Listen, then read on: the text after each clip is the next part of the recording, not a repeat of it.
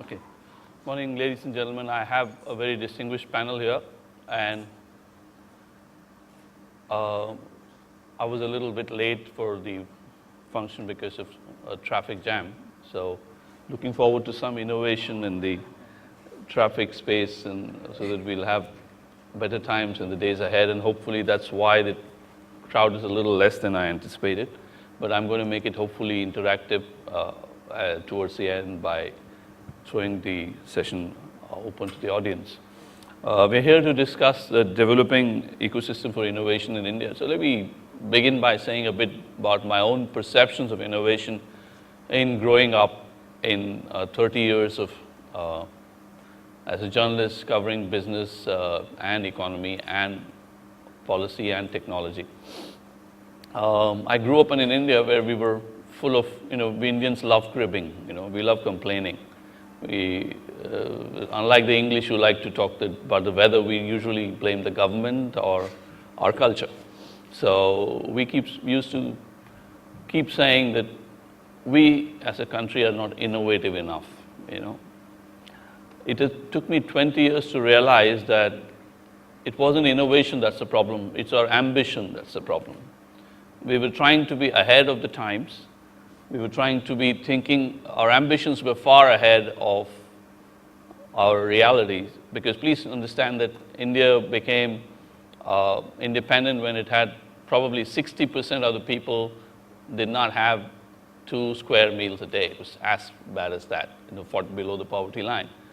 But at the same time, it was in the 50s, within a decade after the independence, that we set up the Indian Institute of Technology, which is today producing people who work for Google and Microsoft and all that.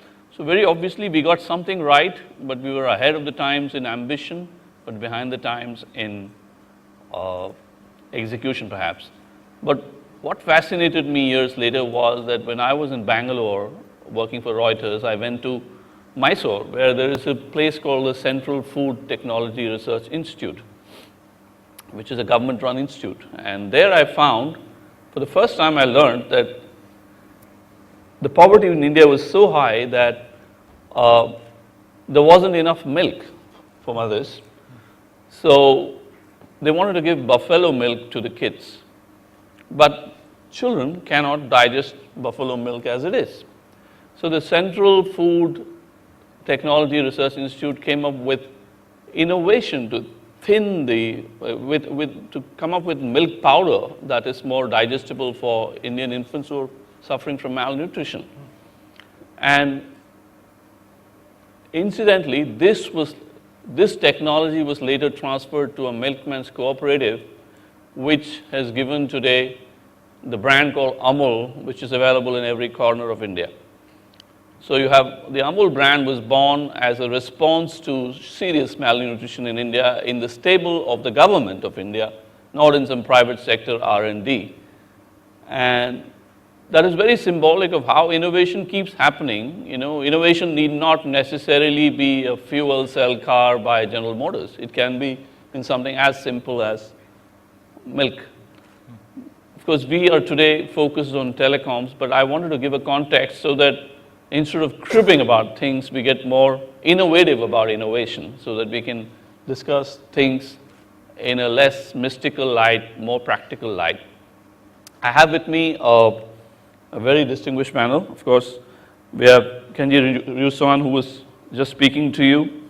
They've come up with some, ISI Dentsu's come up with some innovative stuff in the location-based services. Then we have Shogata Mukherjee, who is a familiar face to me, and IBM has been quietly doing a lot of very innovative stuff in India, and he's the man running it. And then, of course, we have Aaron Rosland, who comes from Ontario in Canada, which is home to Toronto.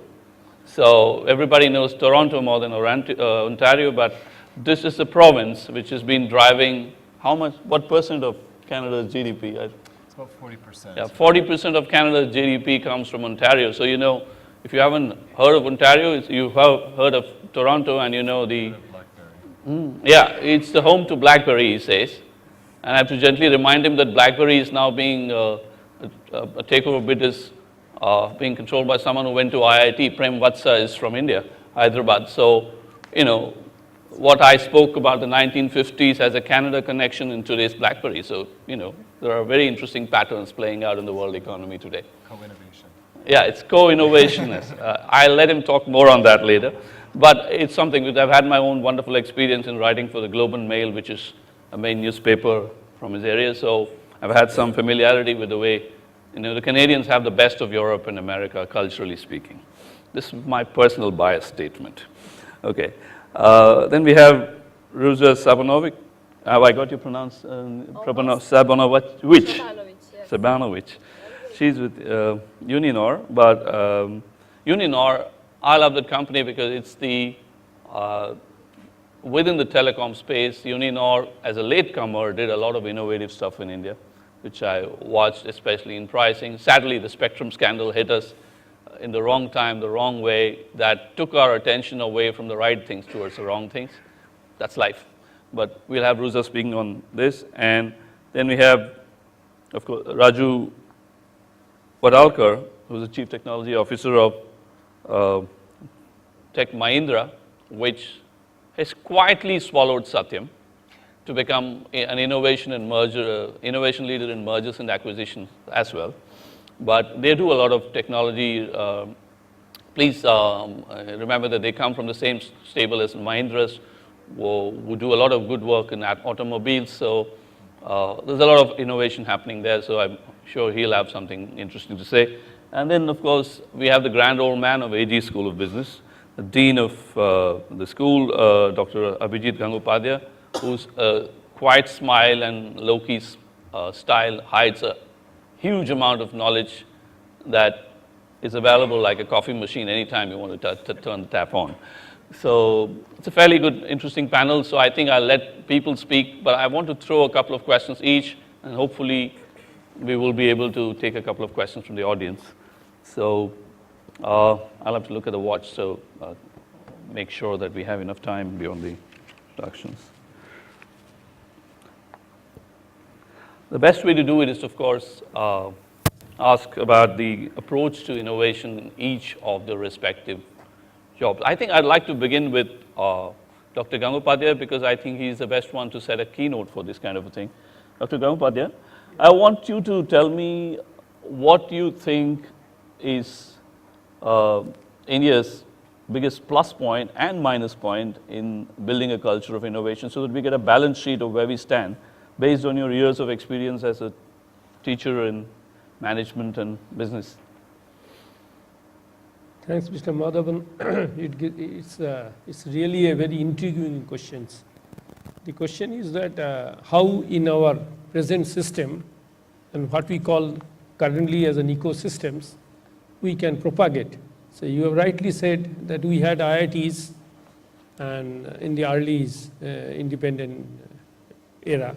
And then being a student of one of the IITs, I could find that it was essentially a prototype which was being followed, banking on the nurtured institution or the mentored institutions. Hardly there was any scope for innovations, and I tell you, to my mind, the sustainability of these excellent institutions is now being questioned because we never had our own. It was essentially a blueprint provided by others. There's nothing wrong, but the issue here is that how to harness that innovation, which we could see in many parts of the world. Now, my understanding is that, first of all, there should be a cultural assimilation in terms of making innovation, which should be an integral part of the ecosystems. If I look at it from a very, very micro perspective, because I am not a practitioner, so as an academic systems, we hardly have any effort which we have done in terms of building a culture of innovation. So years after years, in terms of our academic institutions, which I have found that we never wanted to create our own cultural sets of innovations. And that has led into a tremendous amount of gap between what we want to achieve and what exactly is happening. As a strategic option, I feel that the time has come now when we have to relook at it. So, for example, when I keep interacting with institutions like A*, Singapore, to my mind, Singapore can't be compared with any cultural systems like India. It's a very small place, but the type of heterogeneity or diversity which they have created. My only regret at the end of my life, probably a few days, few number of days, maybe I can look forward, in which I can see that at some point of time there should be some real catalysis to be initiated in terms of making the innovation more sustainable. And for from my part, I would like to see what the people in other parts of the world are doing. Can we make it? Say, we are very poor in terms of diversity management. And my major emphasis of building up an ecosystem which becomes more sensitive to diversity issues. Today, with all regrets, because innovation can't come from without any diverse group. The moment I see any great company or great country, I don't want to name anyone, I have seen the way they have managed the diversity, and this diversity management is a key cornerstone in terms of innovation management. And I would like my enlightened panel to further dwell on that. So, for example, today in India, if I look at the social index, we could not even harness major forces in our society. So, participation of women is all-time low. Participation of diverse group is not being encouraged. It's basically a monopoly of intellectuals which need to be diffused in terms of the ecosystems, and then only the innovation will become a matter of reality. Thanks, Mr. Madhavan. Thank you so much, Dr. Gangopadhyay. That's a very interesting view. It's jumped to culture rather than business, and that to diversity. So I would expect diversity to be a topic in sociology or anthropology, but it's fascinating how somebody who is bringing it into business, which basically means we need to have different kinds of minds meet.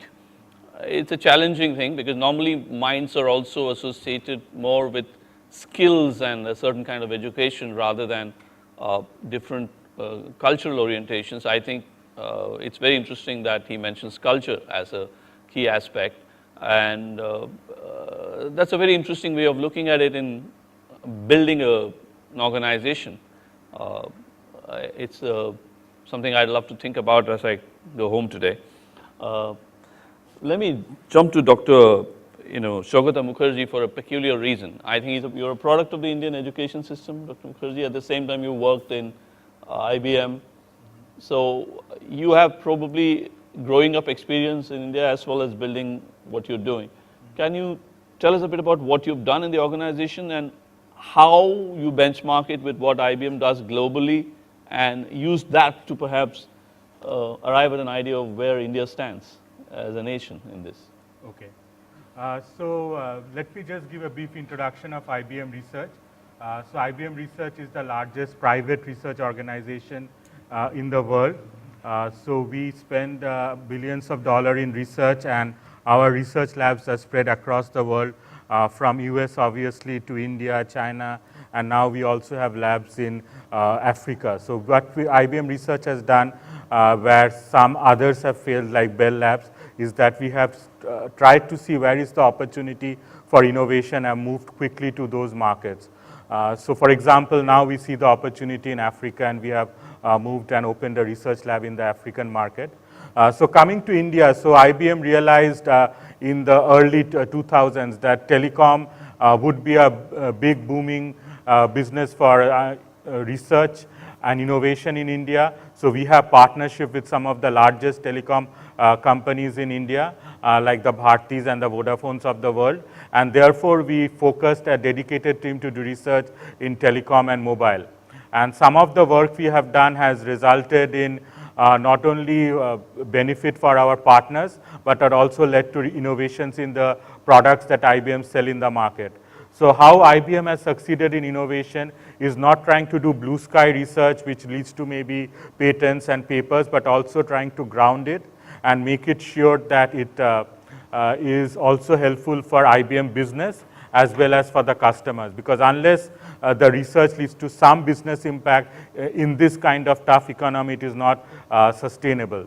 So some of the challenges we face in the Indian research, and when we compare it with the global research, is trying to find the right skill of people who can do research, because research, so obviously someone who graduates from the IITs have great kind of background, but I think research, someone can be a good programmer, but for a researcher you need a way to think a new kind of stuff, and sometimes those kind of skills are lacking, and therefore finding the right skill to grow is one of the challenges we face. And even we have a lab in Israel, they find more PhDs to hire than we find in India. So that is one of the major challenges, is how the Indian schools are very good for undergraduate education, but when it comes to graduate education, I think it is not up to the world, and therefore you will see in a lot of the global rankings of universities, the IITs are nowhere in the top 50s.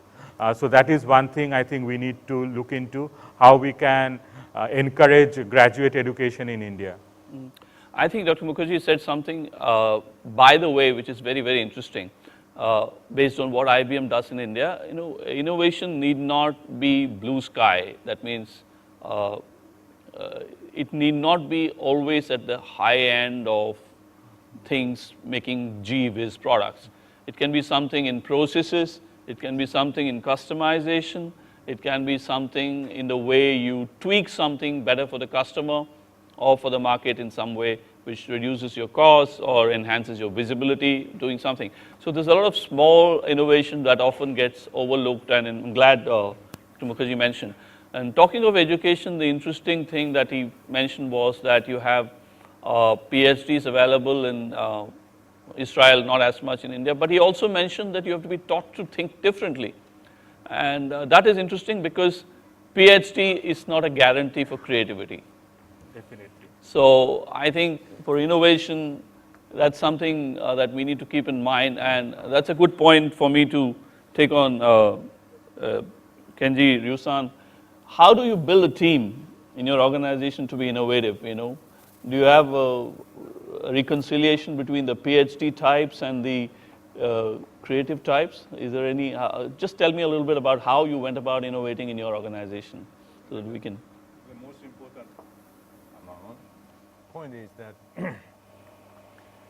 we try to bring in different company people, or specialists from other parts.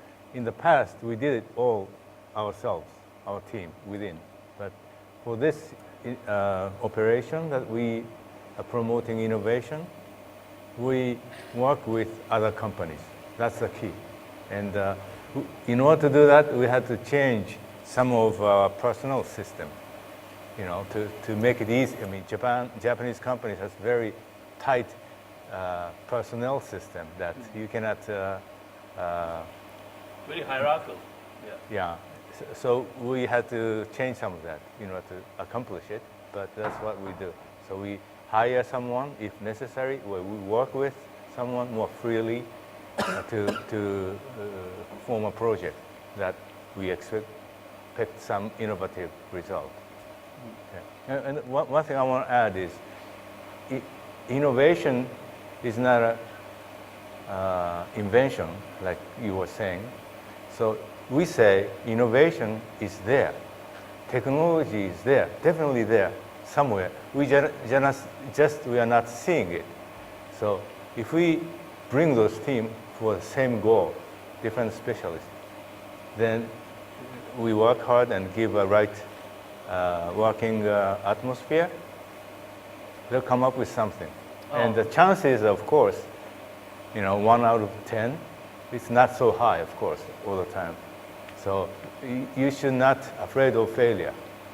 You have to really keep on doing it. Don't be afraid of failure. I think in the Silicon Valley, I have this saying that if you're a failure, it's a badge of honor. You wear it because you've learned hopefully something somewhere. That's a very interesting point. And also the other interesting point Shrews made here is that lateral hires are very important in corporate culture, because you have to bring in people from outside, and there is a leap of faith that if you bring in outsiders and if you put a team that has diversity of skills and approaches together in a test tube and give it a good shake, you will certainly have innovation.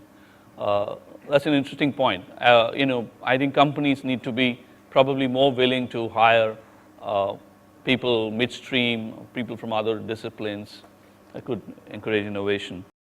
Now, I think I'd like to take that to Raju Vadalkar of Tech Mahindra, because you're an Indian company, a country famously accused of being not innovative in some ways, because it's often said that Indian companies focus too much on profits to really think the long term from an innovation point of view. I'm going to throw it like an accusation at Mr. Vadalkar. I know it's not true for his company, but it's a way of asking and finding out, how do you approach long-term and short-term goals from the point of view of innovation, and what kind of innovations have you done in your company? Thank you. So I'll speak. Can you all hear me? I'm sure they can fix it then. I'll speak from the defender's box now. So I always like to start discussion with a small story, and maybe that's a hangover of reading too many Panchatantra tales when I was a young kid. And this may sound like a Panchatantra story, but it's a real life story by scientists. So they were observing a troop of monkeys on an island, isolated island. Many of you may know it, and if you want connections, I can connect you to this story. But in short, this troop of monkeys, there was a forest, there was sand, and there was a sea. And there were fruits falling from the trees on the sand, and monkeys used to eat, right? And obviously there was a lot of sand on the fruits. And they still used to it because it was not good, I'm sure. And then one female monkey, one fine day, took the fruit from the sand and washed it in the sea, right? And ate it. So I would say that's a creator. She was a creator of a new idea. And within a short span, few monkeys started doing the same thing. So they were some kind of, I would say, pioneers who took up the new idea created by the creator. And then you had the whole troop doing exactly the same thing within very few days. Okay. So if monkeys can innovate, we are supposed to be the new improved version of monkeys, so I'm sure every one of us can innovate, right? So innovation is never the problem. Okay. And when I took over as CTO of Tech Mahindra a few years ago, I walked the corridors, and there are new ideas all over the place. Every project, every person has new ideas. The question was, how do we put it all together, and how do we create a process and a system around it to make sure, because innovation is not just idea, right? So we went around actually trying to find out how do you define innovation, okay?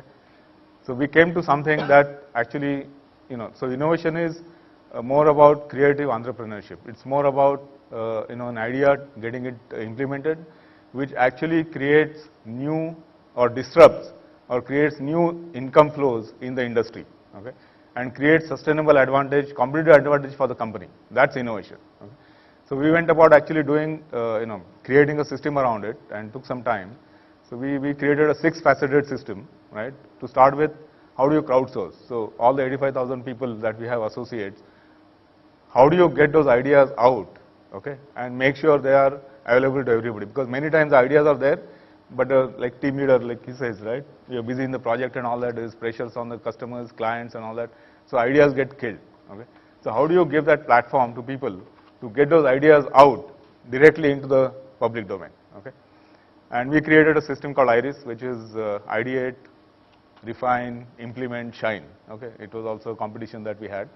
And now anybody out of 85,000 can log on their ideas under specific themes that are there.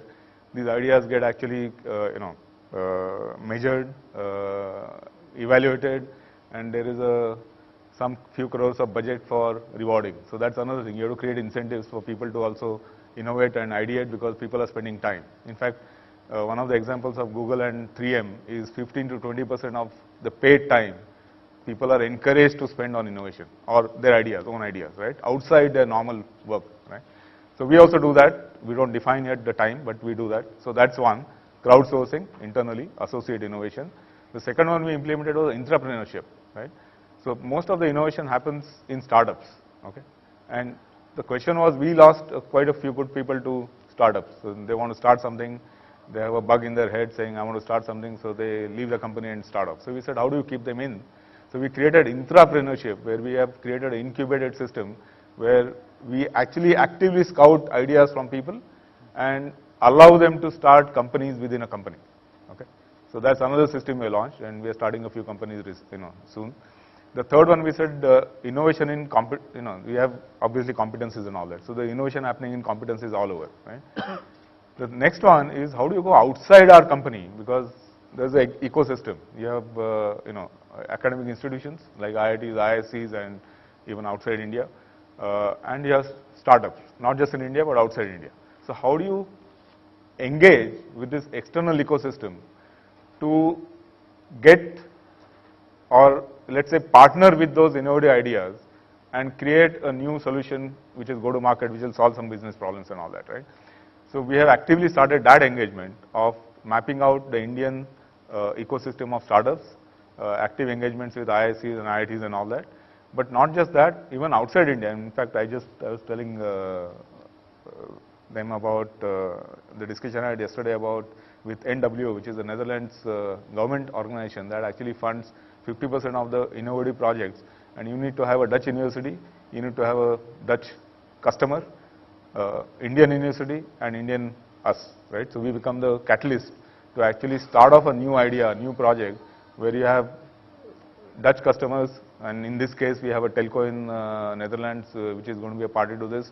We have a Dutch university, Delft University as part of this. We'll have ISC as part of this, and 50% funding will come from NW and 50% from us, right? So we are getting to be part of the ecosystem outside India, which is universities, startups, and customers. And you create something new, right, which is again cutting edge. So in this case we are talking about SDN, the software defined networks and network function virtualization as the engagement areas.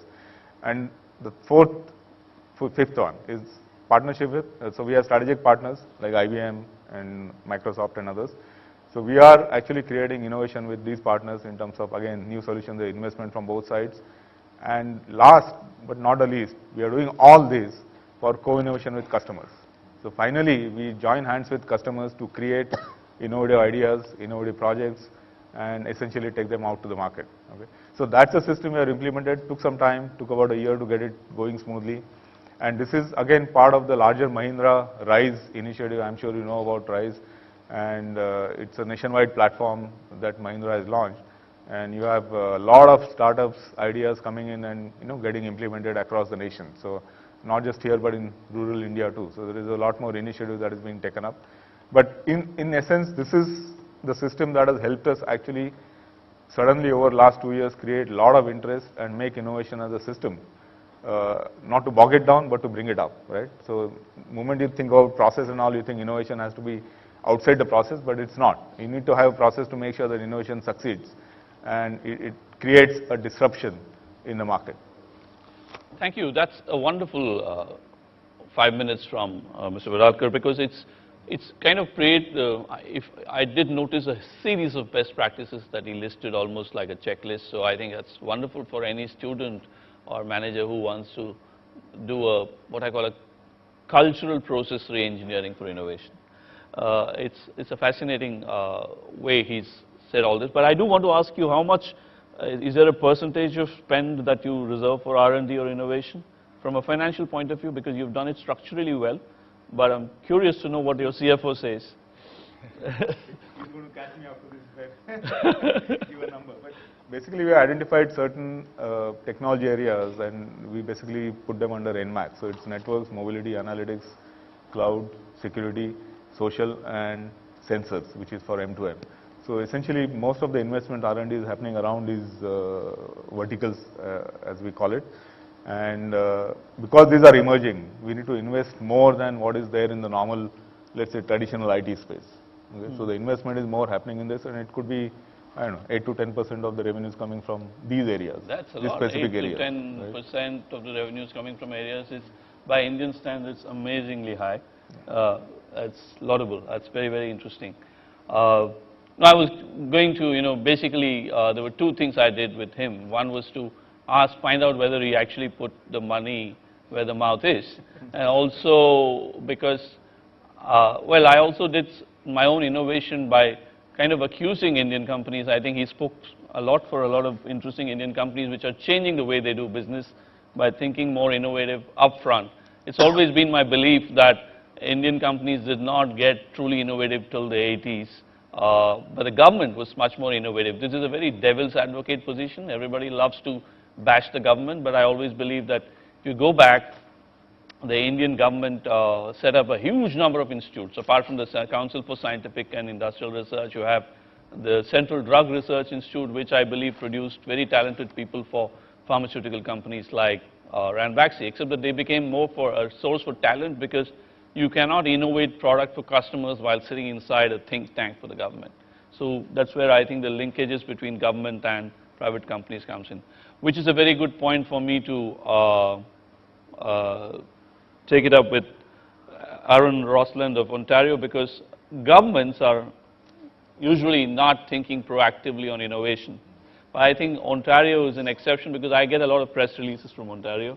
And Ontario is one state government which is very proud of being very cool, you know, right?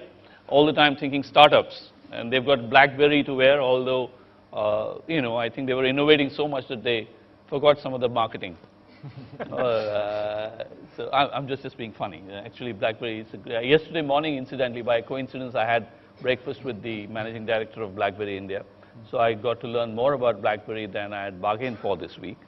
So, but I would let Aaron talk about what a government like his does, and maybe it'll be fascinating to compare with how a government in Canada does in comparison with what the Indian government does. What's your approach to innovation as a government? Because governments don't really innovate in themselves. Yeah. So what's the approach? What all have you done in recent years that makes us think Ontario is innovative and full of startups? Well, I think it's very interesting. From my perspective, what I see Ontario doing is reflecting exactly what I'm hearing here this morning, which is about encouraging collaboration. I think from a government perspective, we recognize that our job is to create the context for content to happen. And that context that we create is one of collaboration and one of recognizing that learning happens from elsewhere, and also to encourage people, even within our own context, to innovate. So some of the things that we're doing as an office here in India, the Ontario Government Representative Office here in India, is to encourage the collaboration between Indian companies and Ontario companies. We have many Indian companies that have invested in Ontario. Mahindra is one of them. But we've often found that companies and government operate in silos. Exactly. And even government in itself and companies have their own little silos internally. Absolutely. And so the challenge is to break down those barriers and to get people talking, to get people exploring partnerships, and to recognize that there's benefit in competitors working together, also in terms of developing innovation. So what my office has done has actually been to hold a number of different events. One is the India-Ontario Innovation Forum, where we've actually brought Indian companies who are innovators and have the potential for innovating in Ontario to different innovation ecosystems around the province. We take them on a bus, take them to these locations, and introduce them to potential partners, introduce them to systems, processes, even funding that's available. And it's amazing to learn that many of these companies that have been there for decades don't understand the innovation ecosystem of the environment that they're working in. So I think that's one of the leadership things that we're doing, is to facilitate, which is often what government does and needs to do, facilitate those connections. We're also looking for innovation from India. We think India has an enormous amount of innovation, you know, just by virtue of Jugaad. And I was driving in an auto rickshaw the other day when it was very hot. It was like 45 degrees. It was the middle of summer. And I saw that the auto rickshaw had air conditioning in it. And how was that air conditioning created? There's two ways. One through cardboard panels on the front that directed the air towards myself and the driver, but also a jute net on the side that had a water bottle attached that was dripping water onto the jute net. So it was allowing the air to come through and cool the passengers. So there's that sort of innovation that Ontario is looking for from the world. And the Ontario government's very supportive of that, in that we're creating something called we have created something called the Next Big Idea Contest. And this is in partnership with Ryerson University, as well as the Ontario government and the Bombay Stock Exchange Institute, who we see sitting out here. And we're actually bringing 3 winners of new companies in India to Ontario to learn from our innovation ecosystem and to perhaps bring some of that back here, but also to continue working in Ontario. So we're very excited about the collaboration that can happen. We also really believe in big data. Okay. We have the Institute of Quantum Computing that's in Waterloo, and we see that there's great opportunities for collaboration in that area from around the world. And we're supporting the development of the Institute for Indian Innovation at the University of Toronto, which brings people together from around the world who are interested in Indian innovation to explore and work together on projects. So I think the role that the Ontario government is doing is providing collaboration internationally, but also domestically. That's very interesting, because there are 2 things which you mentioned which are fascinating. First is that, I mean, he mentioned Jugaad, of course, and with an auto rickshaw example. I'm surprised I ran through 25 minutes of this session without mentioning Jugaad, which is what I was thinking of. You know, I actually have this book by Dr. Rishikesha Krishnan, which I reviewed, which is, it's an Indian Institute of Management professor who wrote a book called Jugaad to Innovation in India. And the fact is that we saw in the 80s, when the automobile industry was regulated to the point that no one could start manufacturing automobiles without a government license, you had in Western UP tractors being converted into transport vehicles. And I think that was the first vehicle was called Jugaad. And now you're talking about air-conditioned auto rickshaws. So it's fascinating how innovation is actually an irrepressible act. In some cases, innovation happens because of governments. In some cases, it happens in spite of the government. And in some cases, it's inspired by government stupidity. So it's fascinating how innovative mindset can't be contained. The other interesting thing, which is incidental in what he mentioned about Ontario, was that exposure is the key to innovation. And Yusan earlier mentioned about people from outside coming in, which is one form of exposure. The other is the exposure generated by travel and meeting a very systematized, synthetic meeting of the minds, so that you can create a culture of innovation. Because this is the magic of innovation, that when you bring in people of various kinds together and make them travel and exchange ideas, innovations kind of tends to happen. So what he's been doing is what in India we would call an innovation yatra, I guess. Exactly. That's a nice thought. I think earlier Mr. Vadalkar mentioned the 100 monkeys doing the same stuff till one of them decided to do it differently. And he also mentioned it was a female monkey. I noticed that. So I'm curious to know whether women are more creative by nature to help innovation. I think that's a good question to throw at Ruchas Abanovich. You know, we increasingly hold women in awe, respect, and fear.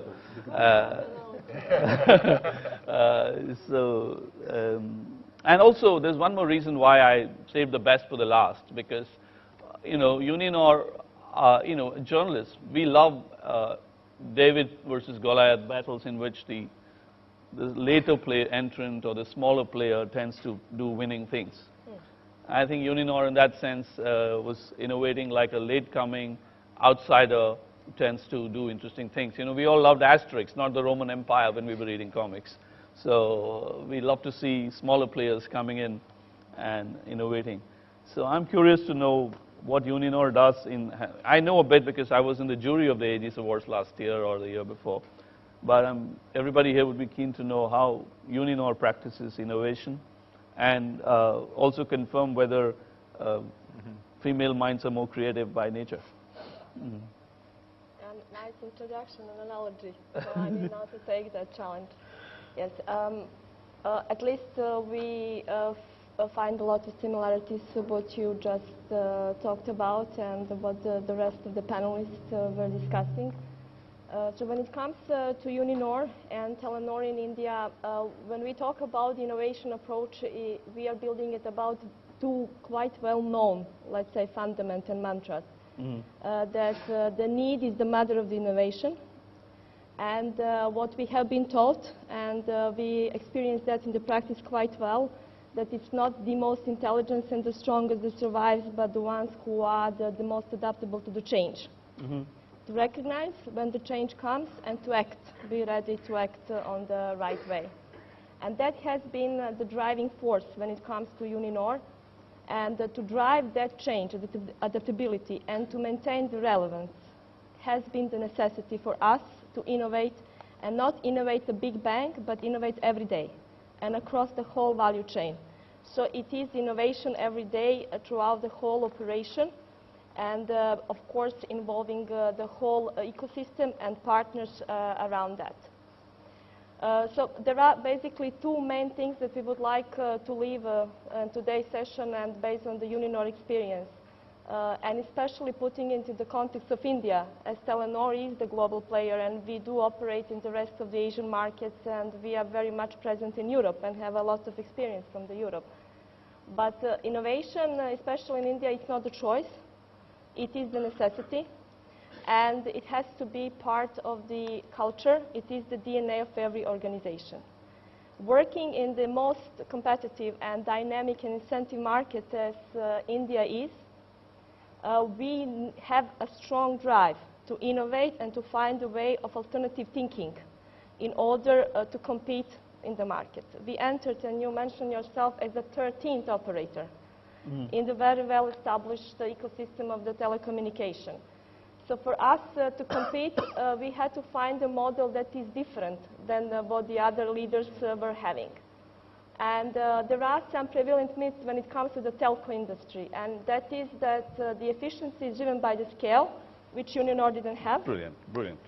And that the quality basically drive the cost.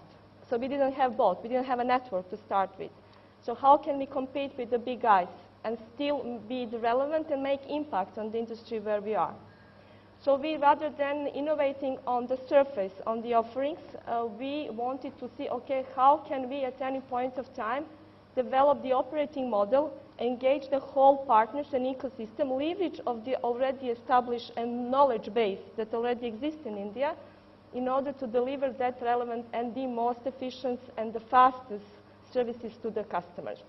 So it is about the processes itself. How can we streamline the processes and make it focused and relevant?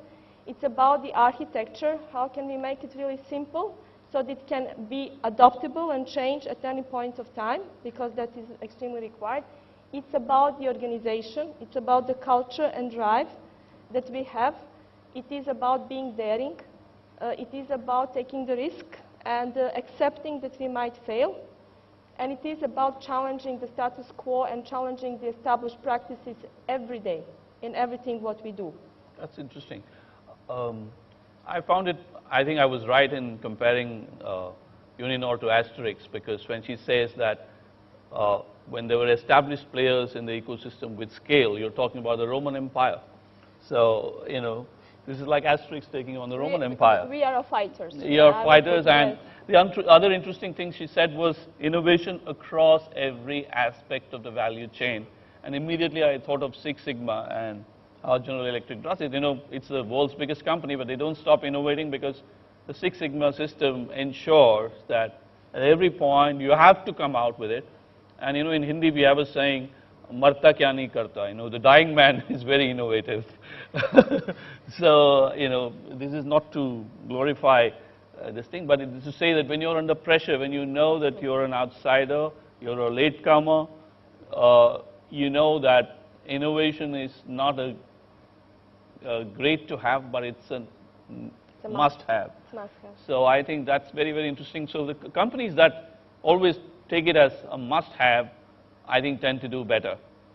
You know, this week I've been musing over BlackBerry a lot, and one of the things is that what happened to a great company It's because they were innovating on the engineering side, perhaps not enough on the business model side.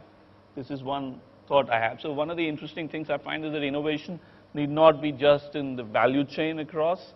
It need not be in the big product. It can be even in simple things like finance and billing, as Uninor proved in the way they priced and built the product. You know, it's the same product, but they changed the whole pitch. And as he proved in the case of auto rickshaws, it can be as simple as putting two boards out there, and so that, you know, I often used to joke that India's economy is an auto rickshaw that pretends it's a car. But it also shows attitude, which is positive in the long run, because you can actually make things work better.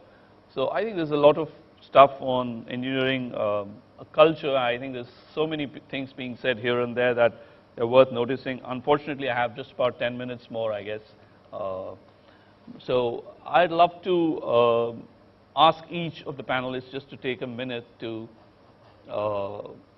answer a simple question, that if there was something about India that you would like to change from the point of view of innovation from here, what would it be? What is it that you think we could have? I'll begin with Ryerson there. Okay. You had traffic congestion this morning, and you are late for this, right? Yes. I visited Agra. There's a lot of congestion there, and it was. What the government has recognized is that getting people into jobs isn't the only end-all and be-all of everything. They have actually included a component of entrepreneurship and getting students to think beyond just getting a job. How do you create things, training them to become entrepreneurs? So it's a very unique strategy, I think, from a policy perspective for the Ontario government. I think the second aspect also comes from an academic point of view. And one of the really interesting universities in Ontario is called Ryerson University. And the president, who's actually quite innovative, recognized that a lot of the students were either dropping out of school to start businesses or were letting their ideas founder and instead going into jobs. And he was wondering, how do we encourage the students to collaborate and become entrepreneurs? And so he's actually created something called the Digital Media Zone. And it's about getting all of the entrepreneurs together as part of their education. So it's not that they actually quit education to become entrepreneurs, but becoming an entrepreneur and the experience of becoming an entrepreneur actually becomes part of their education. And creating a system to support them so that they identify that they're going to fail early on so they can move on, providing them with access to capital. So they're really creating an infrastructure within an academic environment, which I think is really, really important. Just to add here, yes. What we have, and particularly from the exposure perspective to our associates, to what is happening around, we have instituted what we call as the I-5 talk series. It's I-5 is the 5 I's: ideate, inspire, incite, innovate, etc., right? And it happens every quarter. And we invite people not just from inside, but outside academic institutions, as well as our customers from outside India, to come and talk to our associates and people around in wherever city, whichever city we hold it, and we hold it in every different city every quarter. And it's a platform for exchange, and it's also put on the YouTube. So we would like it to be somewhat like TED Talks at some time, but right now it is just I-5 Talks. That's interesting. TED Talks are a nice way of understanding how we can structure it. I also love the idea which startups call unconference. And how many of you here heard that word? Unconference is a conference that doesn't pretend to be a conference. You can just have a bunch of people coming over coffee on a topic, and each one shares knowledge, and it can be done at random, and it's a wonderful way of promoting new ideas. You can do it within companies, across departments. You can do it between companies, across industry, and you can do it between the government. One of the rules of I-5 Talks is no PPTs.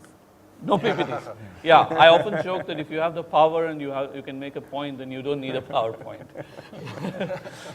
So I think we're out of time now, I think. So thank you very much, gentlemen and lady, for that excellent session. I think I have innovated more than I bargained for, because I think I'm always, as a journalist, a little cynical about seminars and conferences, but I think looking back, when you play back, you'll find a lot of new ideas emerge here today, which I think can easily be summed up in a paper that can make a wonderful ground for the idea of innovation in India. Thank you so much, everyone. Thank you.